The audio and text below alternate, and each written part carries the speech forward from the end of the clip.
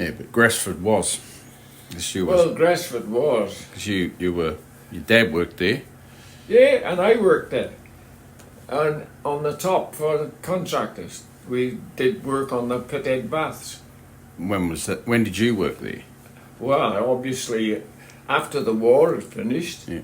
because all my working life on the aerodrome was confined to, from it, I went there. The war had been on 2 years when I went to the aerodrome, and then it went for another 2 years or so after that. But it wasn't until after that that outside work began to be done, you know, so I wasn't married, that's for sure. Mm. And we were, actually we had two lots.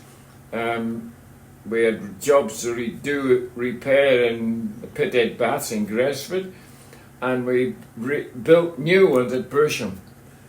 Bersham is just a couple of miles out of Wrexham, heading for Wendy's place. I went there. Did you? Yeah. There's a museum. Yeah, it wasn't open, but Yeah. I went there. We built that. And the story there is this. We were working one day, and we knew the announcement that a member of the royal family was going to open the pit-head baths. Well, we didn't know whether it was a queen or not. So one of the apprentices said to the foreman, Bill Rex, he was a rough diamond, Bill was, he said, "What's the queen going to do? If she wants to go to the toilet, where's she going to go?" And Bill turned to him and said, "The queen doesn't shit." I mean, I can't reproduce, but the absolute tone of disgust, and I was there standing when he said, "The queen doesn't shit." And what did they do? They give us all a half day off. We worked till 12 o'clock and we had to leave. So we went there when the royal person arrived. Mm. I mean, I thought it was a bit rich. Not that we probably welcomed the half day off. Because then was the days you worked Monday to Friday, then Saturday morning you had to work 4 hours. Mm. Spoiled the weekend completely. Mm. Yeah, and your dad worked there from what age, or you don't know? No, before he was married.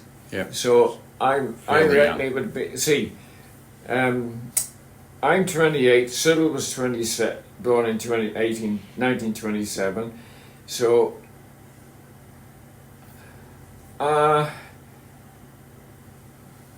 Dad had his accident and was working down the pit before he met Mum.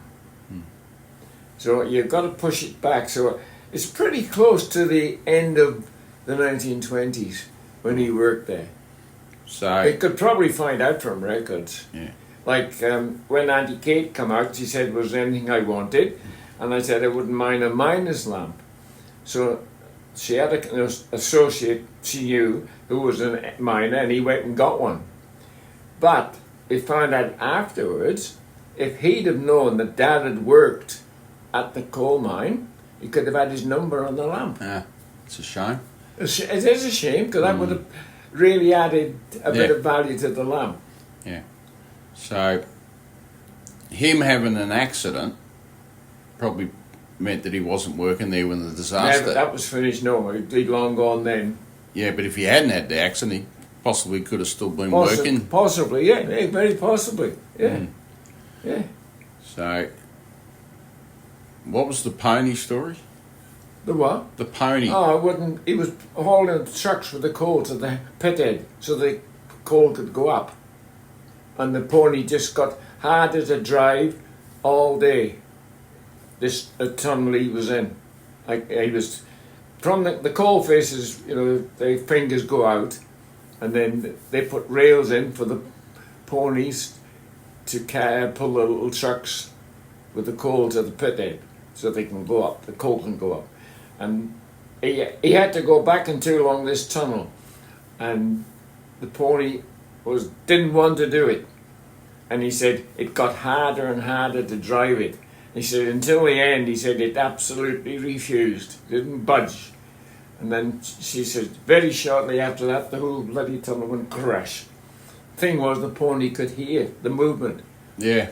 He couldn't. Mm. And then, of course, that he carried on working then, and then and he had his accident. That was the end of it. He couldn't work again. Yeah. And that was sitting on the... I don't know. It's called riding the belts. I don't know how it was. There was a conveyor belt type of thing, and how they utilised them to ride them, I don't know. But they utilised the movement of the belt to travel, and it was illegal. And I've got my own theory of the Gresford disaster. It's just knowing people and knowing the miners. That the mine was bad for gas because the report by the engineer was hidden because there was gas there. But I know miners had a habit of the smokers. They're desperate for a smoke, and what they used to do was half a cigarette with a match stuck down inside the half a cigarette, hidden on their body. And when they found a suitable place to smoke their half a cigarette. Underground. Underground. Now it was illegal, but that was the drug of smoking. And it was never put forward as an excuse. It's just that knowing the miners, what they were like, and knowing that they had a habit of doing that, I often wonder, did one of them Started. light a cigarette and the thing went boom? Because it was one massive explosion. Because my mum swears she felt the movement and heard the rumble. And she was in Bradley. In bed. In Bradley. Yeah. Well, see, not far from the... Yeah. I don't know which way the Dennis... It's in the Dennis mine, Dennis shaft. Because when they put the pit it down, but then they follow the seams of coal. So they name the drives, as they called them, after different people, so they knew which section you were working in. They'd go to such and such, the Dennis, was... But the Dennis section was the one that went up with all the miners, and it was obviously being worked at that particular time. And they only went there because they doubled up. A lot of them doubled up their shift so they could go to there was a football match. Wrexham, was it Tranmere or something? It was a big match on anyway on the racecourse, and they worked so they could go out free time, and instead of working the next day they could go to the footy. And of course they were down there so there was just 2 shifts down there. And you didn't hear it, but you... All I knew was the deadly quiet and the whisper. Mr. Lucas was missing. Mr. What was it? I've lost that name across the street. And then as it went round the village, there were, houses that were affected.